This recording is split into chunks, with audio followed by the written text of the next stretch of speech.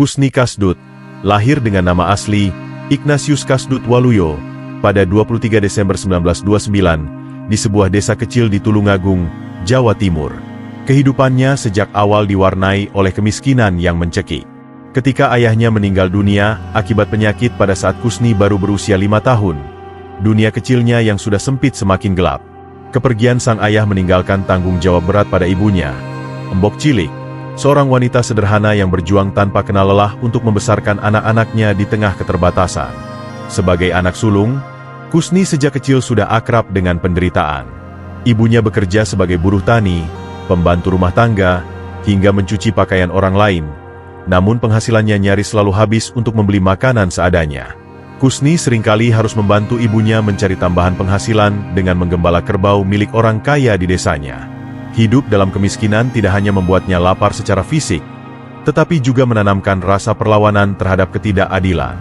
Di usia muda, Kusni menyaksikan bagaimana kesenjangan sosial menciptakan jurang yang besar antara dirinya dan orang-orang kaya di desanya.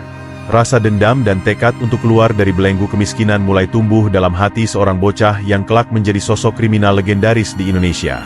Pada masa pendudukan Jepang, kehidupan di desa semakin sulit. Kusni yang beranjak dewasa mencari cara untuk bertahan hidup di tengah keterbatasan.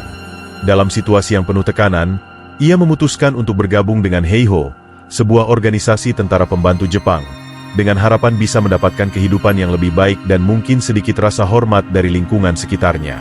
Kusni diterima dan ditempatkan di Batalion Matsamura yang berlokasi di Malang. Kehidupan di Heiho memberinya pelatihan militer dasar, termasuk penggunaan senjata dan strategi bertahan hidup di medan perang, keahlian yang kelak sangat berguna dalam perjalanan hidupnya yang penuh liku. Namun, hari-hari di Heiho tidaklah mudah. Kusni menyaksikan sendiri bagaimana Jepang memperlakukan Heiho dengan kasar, memandang mereka tidak lebih dari sekadar alat yang dapat dikorbankan kapan saja. Selama bertugas, Kusni sering diperintahkan melakukan pekerjaan berat yang hampir tanpa imbalan berarti. Ia juga menjadi saksi bagaimana tentara Jepang bertindak kejam, tidak hanya kepada rakyat sipil Indonesia, tetapi juga kepada para anggota Heiho yang dianggap tidak berguna atau melawan perintah. Pengalaman ini menyisakan trauma dan kekecewaan mendalam pada Kusni terhadap kekuasaan, yang ia anggap sebagai penyebab penderitaan rakyatnya. Di tengah tugasnya, Kusni mulai mengembangkan kecerdikan dan kemampuan membaca situasi, sebuah keterampilan yang membantunya bertahan di bawah tekanan. Meski menjadi bagian dari sistem yang ia benci, ia mulai mempelajari seluk-beluk dunia militer, mengenal celah-celah kelemahan kekuasaan, dan menyimpan semua itu sebagai bekal untuk masa depan. Di dalam dirinya, mulai tumbuh semacam keyakinan bahwa untuk melawan dunia yang kejam, seseorang harus berani melanggar aturan, dan ia tidak ragu mengambil jalan itu kelak. Setelah proklamasi kemerdekaan Indonesia pada tahun 1945, Kusni Kasdut tidak tinggal diam. Dengan semangat muda yang membara, ia bergabung dengan Front Jawa Timur, sebuah organisasi perjuangan rakyat yang bertujuan melawan penjajah Belanda yang kembali datang melalui agresi militernya. Kusni melihat peluang untuk berkontribusi dalam perjuangan kemerdekaan meskipun dengan cara yang tidak lazim. Ia bergabung dalam kelompok kecil yang bertugas menggalang dana revolusi, seringkali melalui cara ekstrim, seperti perampokan rumah tuan tanah dan kolaborator Belanda yang dianggap mengkhianati perjuangan bangsa.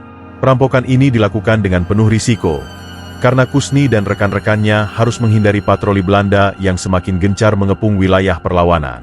Salah satu aksi dramatisnya terjadi di sebuah rumah besar milik seorang tuan tanah kaya raya di Malang. Rumah itu dijaga oleh sejumlah mandor bersenjata yang setia kepada Belanda.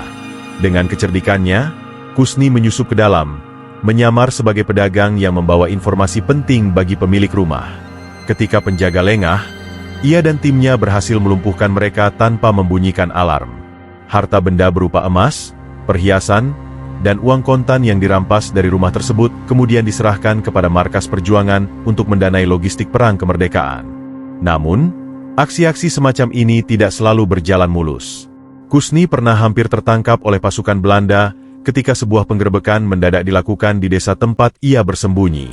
Dalam pengejaran itu, ia tertembak di kakinya, meninggalkan luka permanen yang akan mengingatkannya pada harga mahal perjuangan. Meski begitu, perjuangan Kusni tidak hanya sebatas pada aksi perampokan. Ia juga terlibat dalam operasi militer kecil-kecilan melawan pasukan Belanda, meski tanpa pelatihan formal seperti tentara Republik lainnya. Dalam masa-masa ini, Kusni belajar bahwa keberanian saja tidak cukup. Dibutuhkan strategi, tipu daya, dan keberanian untuk melawan musuh yang jauh lebih kuat. Namun, meskipun kontribusinya besar, Kusni sering merasa tidak diakui secara resmi dalam struktur militer Republik. Hal ini menyisakan rasa pahit dalam dirinya, kekecewaan terhadap sistem yang ia bela mati-matian tetapi tidak memberinya tempat. Perasaan ini, bercampur dengan trauma dan luka fisik serta batin dari perang, menjadi salah satu alasan mengapa Kusni kelak memilih jalannya sendiri yang berseberangan dengan hukum. Pasca kemerdekaan, Kusni Kasdut membawa harapan besar untuk melanjutkan perjuangannya sebagai bagian dari Tentara Nasional Indonesia, TNI. Namun, harapan itu dengan cepat berubah menjadi kekecewaan mendalam. Ketika ia mengajukan diri untuk bergabung, pihak militer menolak pendaftarannya dengan alasan ia tidak memiliki catatan resmi sebagai anggota Kesatuan Milisi Pro-Republik. Luka tembak di kakinya, yang didapat saat melawan pasukan Belanda, malah menjadi penghalang, dianggap sebagai tanda ketidaklayakan fisik. Kusni merasa pengorbanannya selama masa perjuangan seakan dilupakan begitu saja. Luka ini bukti pengabdian, bukan penghalang. Protesnya pada salah satu perwira yang memeriksa, namun kata-katanya hanya berbalas dingin. Penolakan itu seperti tamparan keras yang membuatnya merasa tidak dihargai oleh negara yang telah ia perjuangkan. Kusni yang selama bertahun-tahun menaruh nyawanya di ujung tombak perlawanan merasa direndahkan. Pengalaman ini semakin pahit karena ia juga menyaksikan bagaimana beberapa orang yang tidak terlalu terlibat dalam perjuangan justru mendapatkan posisi nyaman dalam pemerintahan baru. Rasa kecewa yang menggelora di hatinya bercampur dengan kemarahan terhadap sistem yang ia anggap penuh dengan ketidakadilan. Penolakan itu mengubah Kusni. Ia mulai kehilangan rasa percaya pada institusi dan bertekad mencari jalan hidupnya sendiri, meski itu berarti melawan arus. Dalam keputusasaan, ia kembali ke jalanan, hidup dari pekerjaan serabutan yang tak memberinya penghidupan layak. Kekecewaannya terhadap sistem terus membesar, mengukuhkan keyakinan bahwa di dunia ini, hanya kekuatan dan kecerdikan yang bisa membantunya bertahan. Keputusan untuk meninggalkan jalur resmi dan memasuki dunia kejahatan mulai terbentuk, perlahan namun pasti, di dalam pikirannya yang penuh amarah dan luka batin. Kehidupan yang terus menekan Kusni Kasdut pasca kemerdekaan membawanya ke persimpangan gelap. Setelah merasa ditolak oleh sistem dan tidak menemukan tempat dalam masyarakat yang ia perjuangkan, Kusni memilih jalan yang berbeda. Di tengah kota-kota yang masih kacau pasca perang, ia bertemu dengan orang-orang senasib, pemuda-pemuda yang juga merasa kecewa dan terpinggirkan. Bersama mereka, Kusni membentuk sebuah kelompok dengan tujuan yang tegas, bertahan hidup di dunia yang keras, meskipun itu berarti melanggar hukum. Teman-temannya, seperti Muhammad Ali alias Bir Ali, Mulyadi, dan Abu Bakar, memiliki latar belakang yang serupa. Mereka adalah veteran perjuangan atau anak muda yang tidak mampu kembali ke kehidupan normal karena trauma perang dan tekanan ekonomi. Di antara mereka, Kusni segera diakui sebagai pemimpin, seorang yang karismatik, cerdik, dan tak kenal takut. Kelompok ini memulai aksinya dari perampokan kecil-kecilan, menyasar tuan tanah kaya atau orang-orang yang dianggap memanfaatkan situasi untuk kepentingan pribadi. Kusni dikenal sebagai sosok yang penuh perhitungan. Sebelum setiap aksi, ia merancang rencana dengan teliti, memastikan semua berjalan lancar. Namun, kehidupan kriminal bukan tanpa risiko.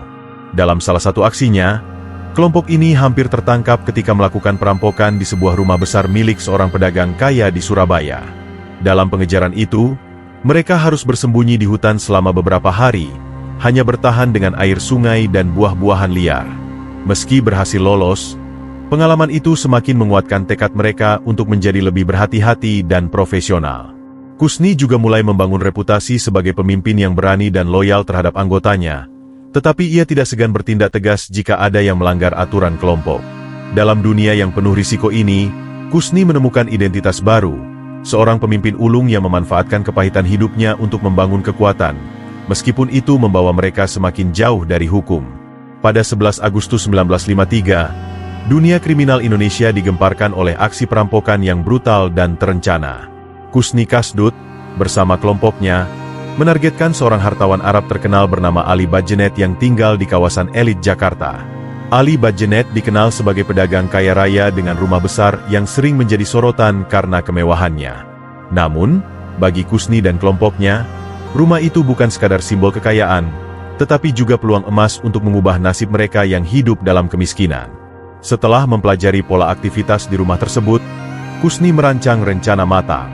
Kelompoknya menyamar sebagai tamu dengan membawa barang dagangan palsu untuk mengelabui penjaga rumah. Namun, rencana yang tampak sederhana itu segera berubah menjadi tragedi. Ketika Kusni dan kelompoknya berhasil masuk ke dalam rumah, terjadi keributan yang tidak terduga. Ali Badjenet, meskipun sudah berusia lanjut, mencoba melawan dan mempertahankan hartanya. Dalam kekacauan itu, salah satu anggota kelompok Kusni menembak sang hartawan hingga tewas di tempat. Peristiwa ini mengubah suasana menjadi tegang dan penuh kepanikan. Kusni, yang dikenal dingin dan tegas, segera memerintahkan anak buahnya untuk mengumpulkan perhiasan, uang, dan barang-barang berharga lainnya sebelum melarikan diri. Meski berhasil membawa hasil rampokan yang besar, bayangan tewasnya Ali Badjenet meninggalkan jejak mendalam dalam sejarah kriminal mereka.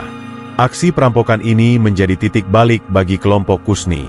Tidak hanya karena mereka berhasil mendapatkan hasil rampokan yang besar, tetapi juga karena perhatian polisi terhadap mereka mulai meningkat. Kematian Ali Badjenet menjadi berita besar di media massa itu, memicu kemarahan masyarakat dan tekanan besar terhadap pihak berwenang untuk segera menangkap pelaku. Kelompok Kusni pun menyadari bahwa langkah mereka ke depan akan menjadi semakin sulit.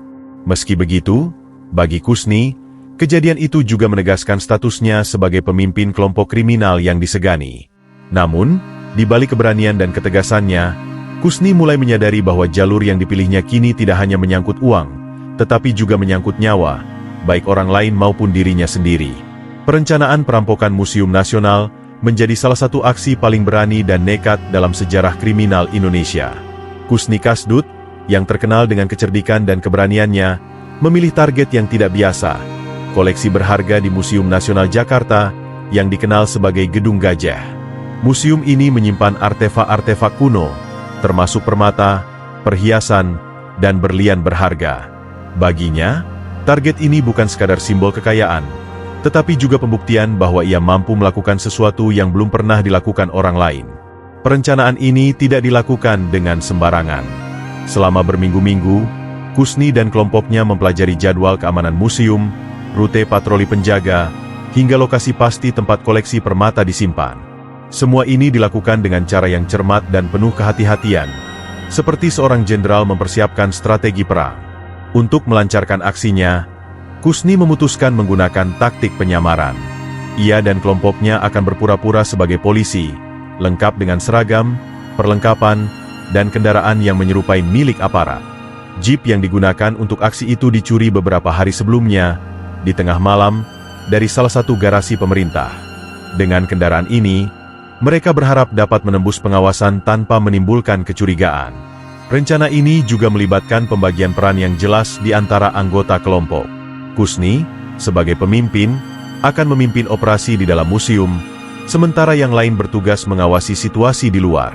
Keseluruhan skenario dirancang agar mereka dapat masuk dan keluar dalam waktu singkat tanpa jejak. Namun, di balik persiapan matang itu, Kusni tahu bahwa aksi ini penuh risiko. Jika mereka tertangkap, konsekuensinya tidak hanya penjara tetapi juga kemungkinan eksekusi mati. Meski demikian, tekanan hidup dan hasrat untuk menguasai kekayaan yang tak terbayangkan mendorongnya untuk maju. Aksi perampokan ini, yang diselimuti keberanian sekaligus kegilaan, menjadi bukti betapa nekat dan perhitungannya Kusni Kasdut dalam dunia kriminal. Pada pagi hari 31 Mei 1961, suasana di Museum Nasional Jakarta tampak seperti hari biasa. Para pengunjung sibuk menikmati koleksi artefak berharga tanpa menyadari bahwa bahaya mengintai. Kusni Kasdut dan 3 rekannya, Herman, Budi, dan Sumali, muncul di pintu museum dengan seragam polisi yang terlihat sangat meyakinkan. Mengendarai sebuah jeep curian yang dilengkapi plat dinas palsu, mereka berhasil mengelabui petugas keamanan di pintu masuk tanpa kesulitan.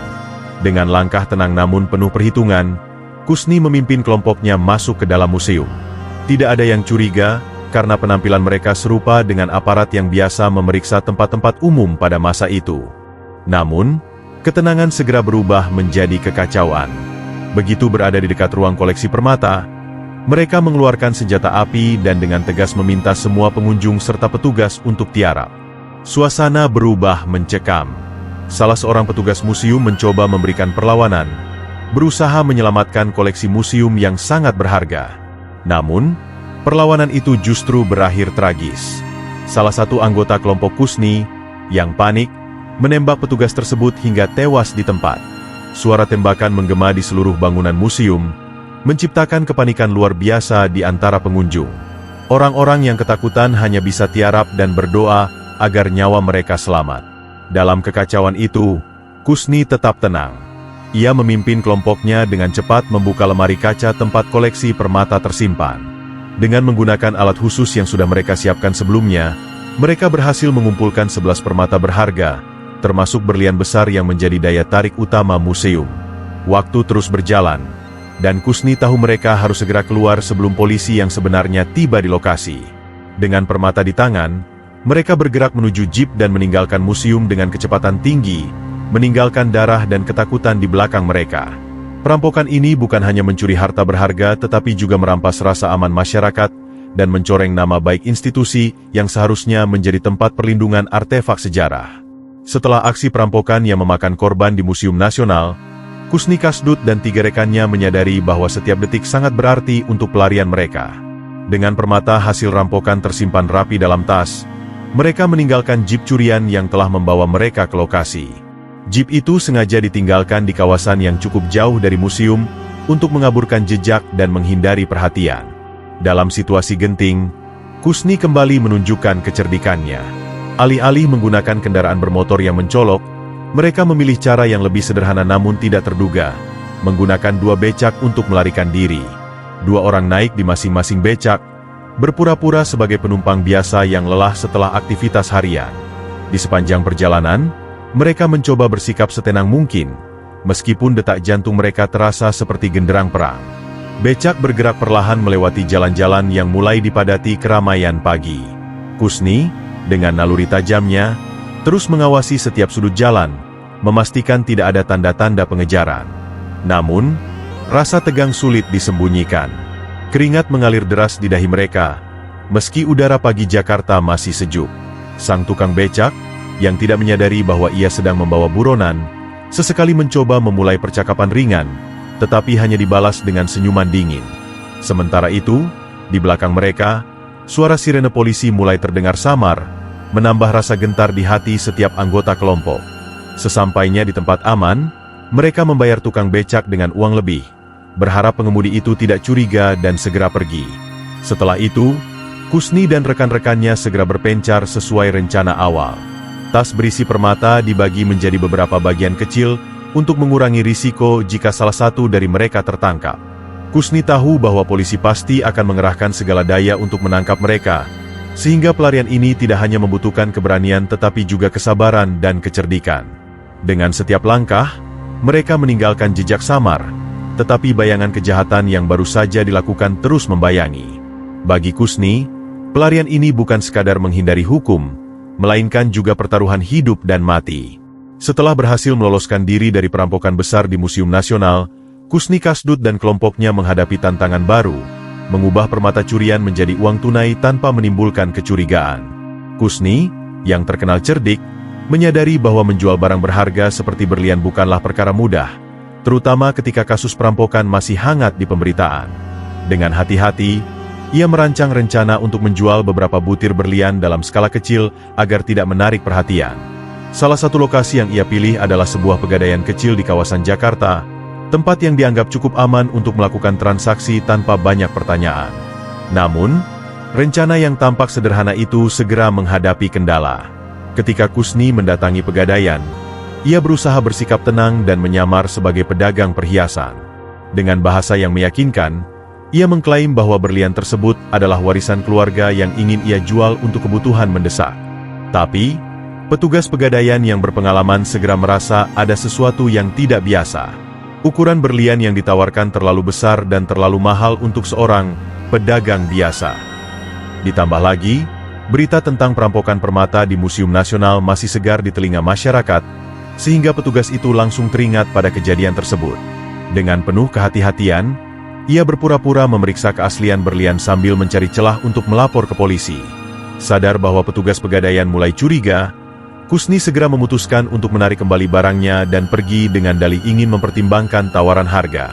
Tapi, laporan sudah terlambat dicegah. Petugas pegadaian segera menghubungi pihak berwajib, memberikan deskripsi fisik Kusni serta informasi tentang berlian mencurigakan yang ditawarkan. Kusni sendiri, meski berhasil meninggalkan tempat itu tanpa insiden, mulai merasakan tekanan yang semakin besar. Ia tahu bahwa perburuan terhadapnya dan kelompoknya akan semakin intensif. Gagalnya transaksi itu tidak hanya menunda rencana mereka untuk mendapatkan uang, tetapi juga membuat risiko tertangkap semakin tinggi. Dalam langkah-langkah berikutnya, Kusni harus bermain lebih hati-hati, karena ia menyadari bahwa setiap kesalahan kecil bisa menjadi akhir dari petualangannya. Setelah gagal menjual berlian di Jakarta, Kusni Kasdut memutuskan untuk mencoba peruntungannya di luar kota. Ia memilih Semarang, sebuah kota yang relatif jauh dari pusat kejahatannya, dengan harapan perhatian polisi terhadapnya lebih kecil di sana. Bersama salah satu rekannya, ia membawa beberapa permata hasil rampokan, berencana menjualnya secara diam-diam melalui seorang perantara yang dikenal sebagai penadah. Kusni tahu bahwa setiap langkahnya penuh risiko, tetapi kebutuhan untuk segera mendapatkan uang memaksanya mengambil keputusan ini. Semarang, dengan hiruk-pikuk pelabuhannya dan keramaian kota, tampak seperti tempat yang ideal untuk bersembunyi sekaligus melakukan transaksi. Namun, rencana Kusni berantakan ketika polisi lokal, yang telah menerima informasi dari Jakarta tentang seorang pria yang mencoba menjual berlian mencurigakan, mulai mengawasi pasar gelap di kota tersebut. Ketika Kusni dan rekannya bertemu dengan calon pembeli di sebuah tempat yang sepi, petugas yang menyamar berhasil mengenali mereka. Penangkapan mendadak pun dilakukan, menyebabkan Kusni dan rekannya terkejut. Alih-alih menyerah, Kusni memilih melawan. Dalam kekacauan yang terjadi, ia berhasil merebut senjata salah satu polisi dan terlibat baku tembak yang menegangkan. Tembakan itu mengenai seorang polisi yang tewas di tempat, membuat situasi semakin panas. Meskipun Kusni berhasil melukai beberapa petugas, jumlah polisi yang lebih banyak akhirnya membuatnya kewalahan. Ia ditangkap setelah perlawanan sengit, dengan wajah penuh kemarahan dan rasa frustasi.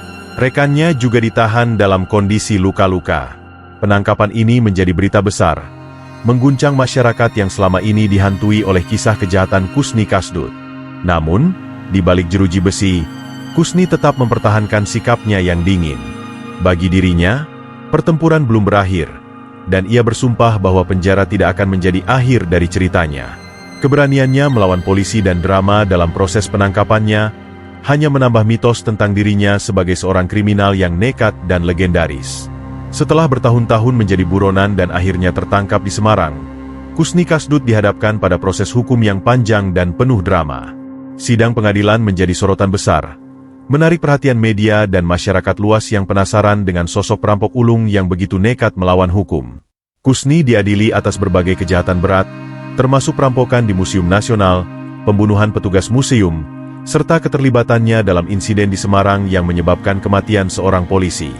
Dalam ruang sidang yang penuh sesak, Kusni duduk dengan ekspresi dingin, nyaris tanpa penyesalan, seolah-olah tak tergoyahkan oleh ancaman hukuman yang semakin nyata di hadapannya.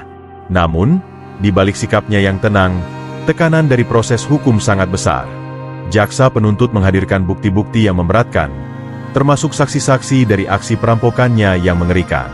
Kusni, yang dikenal pandai berbicara, beberapa kali mencoba membela dirinya dengan alasan bahwa ia hanyalah korban dari keadaan dan tekanan hidup. Ia bahkan mengungkapkan kekecewaannya terhadap sistem yang ia anggap tidak adil, menegaskan bahwa jalan kriminal yang ia pilih adalah akibat dari pengkhianatan negara terhadap perjuangannya selama masa kemerdekaan. Meskipun demikian, alasan-alasan ini tidak cukup untuk menghapus kesalahannya di mata hukum. Pada 1969, Pengadilan Negeri Semarang akhirnya menjatuhkan vonis mati kepada Kusni Kasdut atas kejahatan-kejahatannya. Putusan itu diterima dengan sorak-sorai lega dari keluarga korban dan masyarakat yang merasa terancam oleh aksinya selama ini. Namun, suasana di ruang sidang juga terasa mencekam. Kusni tidak menunjukkan tanda-tanda gentar saat mendengar putusan tersebut. Sebaliknya, ia menatap hakim dengan tatapan tajam, seperti mencoba meninggalkan kesan terakhir bahwa dirinya tetap tidak tunduk pada hukum yang telah mengejarnya bertahun-tahun.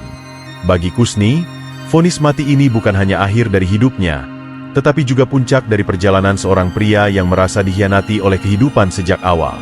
Proses hukumnya menjadi bukti betapa kompleks dan penuh luka hidup yang dijalaninya, mencerminkan konflik antara harapan, kekecewaan, dan pembangkangan. Selama menunggu eksekusi, Kusni Kasdut tidak tinggal diam. Baginya, jeruji besi bukanlah akhir dari cerita. Di balik dinding tebal penjara, ia terus menyusun rencana pelarian dengan kecerdikan yang telah menjadi ciri khasnya. Salah satu upaya pelariannya yang paling terkenal terjadi di penjara Semarang, tempat ia pertama kali ditahan setelah vonis mati. Dengan ketenangan luar biasa, Kusni memanfaatkan kelengahan petugas dan berhasil menyelinap keluar melalui jaringan saluran air. Pelarian ini tidak hanya mengejutkan pihak berwenang tetapi juga mempermalukan sistem keamanan penjara saat itu. Namun, kebebasan itu tidak berlangsung lama, karena beberapa minggu kemudian, Kusni ditangkap kembali di sebuah daerah terpencil setelah pengejaran besar-besaran. Tidak kapok, Kusni mencoba lagi. Ketika dipindahkan ke penjara Kalisosok di Surabaya, ia kembali melancarkan rencana pelarian yang jauh lebih berani. Kali ini, Kusni memanfaatkan jaringan bawah tanah yang ia bangun melalui pengaruhnya di kalangan napi lain. Dengan memanfaatkan barang-barang sederhana seperti gergaji kecil yang diselundupkan, ia dan beberapa tahanan lainnya berhasil menjebol teralis besi dan melarikan diri di tengah malam. Pelarian ini menjadi pukulan berat bagi pihak berwenang, memaksa mereka meningkatkan penjagaan di seluruh penjara besar di Indonesia. Namun, sama seperti sebelumnya, Kusni kembali tertangkap setelah pengejaran intensif. Pemindahannya ke penjara Cipinang, Jakarta, dianggap sebagai langkah terakhir untuk memastikan tidak ada lagi pelarian. Tetapi Kusni, yang terkenal karena keberanian dan akalnya, kembali mencoba meloloskan diri. Kali ini, ia mencoba memanfaatkan kekacauan internal di penjara untuk menciptakan peluang. Meski usahanya gagal dan ia mengalami pengamanan yang lebih ketat, pelarian-pelariannya meninggalkan jejak yang sulit dilupakan. Kusni menjadi simbol dari seorang narapidana yang tidak pernah menyerah, bahkan saat menghadapi maut. Setiap pelariannya membawa drama besar, mengundang perhatian masyarakat yang terbagi antara kagum akan keberaniannya dan lega setiap kali ia tertangkap kembali. Di balik semua itu, Kusni terus memperlihatkan bahwa dirinya tidak akan tunduk pada takdir begitu saja, bahkan dalam kondisi yang paling tidak menguntungkan. Pelarian terakhir Kusni Kasdut pada 10 September 1979 menjadi salah satu momen paling dramatis dalam perjalanan hidupnya sebagai narapidana yang terus melawan takdir. Meski telah menua dan kondisinya tidak seprima dulu, Kusni tetap menunjukkan kecerdikan yang luar biasa. Dalam pelarian ini, ia memanfaatkan kelengahan petugas di penjara Cipinang, tempat ia ditahan dengan pengamanan ketat. Kusni berhasil meloloskan diri dengan menggunakan pakaian sipil yang diperoleh dari rekan-rekan napi, berpura-pura menjadi pengunjung yang keluar dari kompleks penjara. Rencana ini dijalankan dengan sangat halus, hingga para petugas tidak menyadari bahwa salah satu tahanan paling berbahaya di Indonesia baru saja melangkah keluar dari jeruji besi. Setelah berhasil melarikan diri, Kusni mencoba bersembunyi di kawasan padat penduduk di Jakarta. Selama berminggu-minggu, ia berpindah-pindah lokasi, mengandalkan bantuan dari beberapa kenalan lama yang masih setia kepadanya. Namun, pelarian ini tidak berjalan mulus. Aparat keamanan, yang menyadari bahwa ini adalah kesempatan terakhir mereka untuk menangkap Kusni, mengerahkan semua sumber daya untuk memburu pria yang telah menjadi simbol keberanian sekaligus ancaman ini. Setelah lebih dari sebulan pencarian yang intens, jejak Kusni akhirnya ditemukan di sebuah rumah persembunyian di kawasan Bogor. Pada 17 Oktober 1979, polisi mengepung lokasi tersebut dengan senjata lengkap, memastikan tidak ada celah bagi Kusni untuk melarikan diri lagi. Ketika penangkapan itu terjadi, Kusni tidak menyerah tanpa perlawanan. Dalam drama yang berlangsung selama beberapa jam, ia berusaha melawan dengan segala cara yang dimilikinya. Namun, dengan kondisi fisik yang melemah dan jumlah polisi yang jauh lebih banyak, ia akhirnya takluk. Penangkapan ini mengakhiri salah satu kisah pelarian paling menegangkan dalam sejarah kriminal Indonesia. Meski berhasil ditangkap kembali, pelarian terakhir Kusni Kasdut meninggalkan kesan mendalam, bahwa ia adalah seorang pria yang, hingga napas terakhirnya, tidak pernah berhenti berjuang melawan takdir yang telah ditentukan untuknya. Setelah bertahun-tahun menjalani hidup di balik jeruji besi dengan vonis mati yang terus membayangi, Kusni Kasdut mencoba langkah terakhirnya untuk menyelamatkan nyawa, mengajukan gerasi kepada pemerintah. Dalam permohonannya, Kusni menyatakan penyesalan atas tindakannya di masa lalu dan memohon belas kasih agar hukumannya diringankan. Ia juga berargumen bahwa banyak kejahatannya dilakukan bukan semata-mata karena niat buruk, tetapi karena tekanan hidup dan kekecewaan terhadap sistem yang tidak memberinya kesempatan. Surat permohonan itu ditulis dengan nada emosional, menggambarkan pergulatan batin seorang pria yang pernah menjadi pejuang di masa kemerdekaan namun terjerumus ke jalan gelap. Bagi Kusni, gerasi itu adalah satu-satunya harapan untuk tetap hidup, meski ia sadar peluangnya sangat kecil. Namun, harapan itu hancur ketika pada 10 November 1979, melalui surat keputusan Presiden nomor 32G/1979, Presiden Soeharto secara resmi menolak permohonan gerasi tersebut. Penolakan ini menjadi pukulan telak bagi Kusni, yang selama ini tetap mempertahankan semangatnya meski menghadapi vonis mati. Dengan keputusan tersebut, pemerintah mengukuhkan bahwa Kusni harus mempertanggungjawabkan semua tindakannya di masa lalu, terutama serangkaian kejahatan yang melibatkan pembunuhan, perampokan, dan pelarian berulang dari penjara. Penolakan gerasi itu juga mencerminkan sikap tegas pemerintah Orde Baru dalam menegakkan hukum tanpa kompromi terhadap kriminalitas besar yang mengancam ketertiban masyarakat. Bagi Kusni, keputusan ini adalah akhir dari jalan panjang yang penuh perlawanan. Meski ia mencoba menampilkan ketenangan di depan para tahanan lain dan petugas penjara, kabar ini membuatnya terpuruk secara emosional. Di dalam selnya, Kusni diakini merenungkan semua perjalanan hidupnya, dari seorang anak miskin di Tulungagung hingga menjadi buronan paling dicari di Indonesia. Penolakan gerasi itu menegaskan bahwa kesempatan untuk membalikan nasib telah tertutup. Namun, dalam beberapa kesempatan, Kusni tetap menunjukkan sikap berani, seolah ingin menyampaikan pesan terakhir bahwa ia tidak akan tunduk pada sistem, bahkan hingga akhir hayatnya. Pada 16 Februari 1980, saat fajar menyingsing di Jakarta, suasana di tempat eksekusi terasa hening dan mencekam. Di tengah udara dingin pagi itu, Kusni Kasdut, seorang pria yang pernah dikenal sebagai pejuang kemerdekaan sekaligus perampok ulung, menghadapi saat-saat terakhir dalam hidupnya. Regu tembak telah bersiap, senjata mereka diarahkan dengan presisi, sementara Kusni duduk tenang di kursi yang telah disiapkan. Meskipun usianya sudah menua dan fisiknya melemah setelah bertahun-tahun di penjara, sorot matanya tetap tajam, seperti ingin menunjukkan bahwa ia tidak gentar menghadapi kematian. Tidak ada isak tangis, tidak ada permohonan terakhir, hanya keheningan yang menyelimuti tempat itu. Sebelum eksekusi dimulai, Kusni diberi kesempatan untuk mengucapkan kata-kata terakhirnya. Dengan suara yang berat namun mantap, ia mengungkapkan penyesalan atas kejahatan yang pernah dilakukannya, terutama kepada para korban dan keluarga mereka. Namun, ia juga menyampaikan rasa kecewa mendalam terhadap kehidupan dan sistem yang menurutnya telah memaksanya memilih jalan gelap. "Saya tidak lahir untuk menjadi perampok," katanya, "tapi dunia tidak memberi saya pilihan." Kata-kata itu menjadi pernyataan terakhir seorang pria yang hidupnya penuh dengan kontradiksi, antara seorang pejuang kemerdekaan yang pernah membela tanah air dan seorang kriminal yang melawan hukum dengan keberanian luar biasa. Ketika komandan regu tembak memberi aba-aba terakhir, suasana menjadi semakin tegang. Kusni memejamkan matanya, mungkin untuk mengenang masa-masa sulit yang telah ia lewati. Dalam hitungan detik, suara tembakan menggema di udara pagi, menandai akhir dari perjalanan panjang dan penuh liku seorang Kusni Kasdut. Eksekusi ini tidak hanya menjadi akhir hidupnya, tetapi juga simbol penegasan hukum terhadap tindak kejahatan besar di era tersebut. Bagi sebagian orang, kematiannya adalah keadilan yang terlaksana, tetapi bagi yang lain, itu adalah tragedi yang mengakhiri hidup seorang pria yang pernah memiliki potensi besar namun terhimpit oleh kerasnya kehidupan. Kusni Kasdut meninggalkan jejak yang tidak mudah dilupakan, sebuah kisah tentang keberanian, keputusasaan, dan harga yang harus dibayar atas pilihan hidup yang ia ambil. Kisah hidup Kusni Kasdut meninggalkan warisan yang penuh kontroversi, melintasi batas antara pahlawan dan penjahat, antara pengorbanan dan kehancuran. Sebagai seorang yang pernah berjuang di garis depan demi kemerdekaan Indonesia, Kusni awalnya adalah simbol harapan dan keberanian rakyat kecil melawan penindasan. Namun, perjalanan hidupnya yang berakhir di dunia kejahatan menunjukkan sisi gelap dari masa pasca revolusi, saat banyak pejuang kemerdekaan merasa terpinggirkan dan dikhianati oleh sistem yang mereka bantu bangun. Kusni menjadi cerminan hidup dari bagaimana kegagalan negara untuk merangkul para pejuangnya dapat menciptakan rasa frustrasi mendalam, yang pada akhirnya mendorong mereka ke jalan yang penuh bahaya dan kehancuran. Bagi sebagian orang, Kusni dianggap sebagai korban dari kekecewaan pasca revolusi.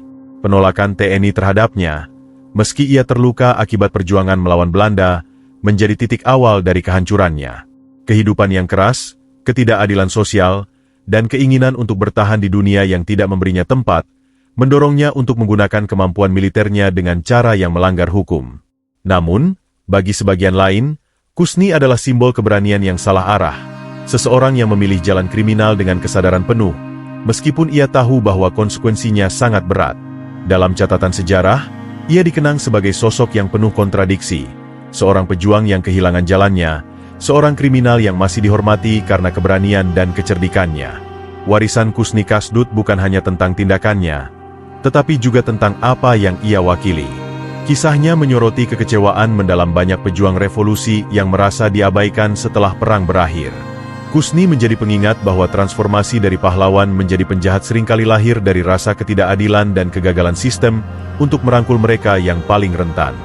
Ia adalah simbol dari kompleksitas manusia, di mana perjuangan, keberanian, keputusasaan, dan kehancuran saling bertautan, menciptakan sebuah kisah yang tetap relevan sebagai cerminan sejarah bangsa dan pelajaran tentang pentingnya keadilan sosial setelah revolusi. Perampokan besar yang dilakukan oleh Kusni Kasdut di Museum Nasional pada tahun 1961 menjadi peringatan keras bagi pengelola museum di seluruh Indonesia. Aksi ini tidak hanya mencoreng wajah institusi budaya yang seharusnya menjadi tempat aman bagi artefak-artefak sejarah, tetapi juga membuka mata semua pihak akan lemahnya sistem keamanan saat itu. Dengan keberhasilannya menyelinap ke museum menggunakan penyamaran sebagai polisi, Kusni menunjukkan betapa mudahnya celah keamanan bisa dimanfaatkan oleh orang-orang yang cerdas dan nekat. Peristiwa ini memicu gelombang kekhawatiran, tidak hanya di kalangan pengelola museum tetapi juga masyarakat yang melihat insiden ini sebagai ancaman terhadap warisan budaya bangsa. Setelah perampokan tersebut, pemerintah dan pihak-pihak terkait mulai mengambil langkah serius untuk memperketat pengamanan di museum-museum di seluruh Indonesia. Sistem keamanan di Museum Nasional, yang menjadi target Kusni, segera ditingkatkan secara drastis. Petugas keamanan dilatih lebih profesional. Penggunaan teknologi seperti alarm dan kamera pengawas mulai dipertimbangkan, meski teknologi saat itu masih terbatas. Selain itu, protokol pengamanan untuk koleksi berharga, seperti permata dan artefak emas, diperbarui agar akses terhadap benda-benda tersebut lebih terbatas dan diawasi ketat. Perampokan ini juga memicu diskusi di tingkat nasional mengenai pentingnya perlindungan warisan budaya, yang selama ini sering diabaikan dalam pengelolaan museum. Dampak perampokan Kusni Kasdut melampaui batas Museum Nasional. Museum-museum lain, baik di Jakarta maupun di daerah, mulai memperhatikan perlindungan koleksi mereka. Pengelola museum menyadari bahwa ancaman terhadap artefak tidak hanya datang dari faktor alami seperti kerusakan atau usia, tetapi juga dari ancaman kriminal. Kasus ini menjadi pelajaran penting bahwa museum bukan hanya tempat menyimpan benda-benda berharga, tetapi juga memerlukan sistem pengamanan yang mampu melindungi nilai sejarah dan budaya dari orang-orang yang berniat merusaknya. Dengan demikian, meskipun aksi Kusni Kasdut membawa kerugian besar, peristiwa ini menjadi pemicu reformasi keamanan museum yang akhirnya membantu melindungi warisan budaya Indonesia di masa depan. Peristiwa perampokan besar yang dilakukan Kusni Kasdut di Museum Nasional tidak hanya tercatat sebagai salah satu kasus kriminal terbesar dalam sejarah Indonesia, tetapi juga sebagai cerminan kompleksitas perjalanan hidup manusia di tengah perubahan sosial, politik, dan ekonomi yang besar. Kisah Kusni Kasdut menjadi simbol dari bagaimana tekanan hidup, kekecewaan terhadap sistem, dan ketidakadilan dapat mengubah seorang individu dari pejuang kemerdekaan yang berani menjadi sosok kriminal yang ditakuti. Perjalanannya menyoroti bagaimana perubahan politik dan ekonomi pasca revolusi seringkali meninggalkan luka mendalam bagi mereka yang merasa terpinggirkan oleh sistem baru. Kusni bukan sekadar penjahat. Ia adalah potret dari konflik antara harapan dan kenyataan di masa transisi bangsa. Peristiwa ini juga menjadi pengingat bahwa revolusi dan kemerdekaan tidak hanya membawa kebebasan, tetapi juga tanggung jawab untuk menciptakan sistem yang adil dan inklusif. Kasus Kusni menunjukkan bagaimana kegagalan sistem dalam merangkul para pejuangnya dapat menghasilkan konsekuensi sosial yang besar. Kisah ini mengajarkan bahwa individu yang kehilangan tempat dalam masyarakat seringkali mencari jalan keluar, meski dengan cara yang melanggar norma dan hukum. Dalam konteks yang lebih luas, cerita Kusni Kasdut menggarisbawahi pentingnya perhatian terhadap dampak psikologis dan sosial dari perubahan politik, terutama bagi mereka yang berjuang di garis depan tetapi kemudian diabaikan ketika masa perjuangan usai. Di sisi lain, peristiwa ini juga menjadi pelajaran bagi masyarakat tentang dampak dari kesenjangan sosial dan ekonomi. Kusni adalah simbol dari bagaimana ketidakadilan dapat memicu perlawanan individu yang akhirnya merugikan banyak pihak. Namun, ia juga menjadi pengingat bahwa manusia adalah produk dari lingkungannya, yang dapat membentuk mereka menjadi pahlawan atau justru sebaliknya. Kisah Kusni Kasdut tetap dikenang bukan hanya sebagai cerita kriminal, tetapi sebagai pengingat bahwa sejarah selalu memiliki sisi kelam yang harus dipelajari agar kesalahan yang sama tidak terulang di masa depan. Peristiwa ini, meskipun tragis, memberi pelajaran penting tentang bagaimana masyarakat dan sistem harus bertanggung jawab dalam membangun keadilan dan kesempatan yang setara bagi semua.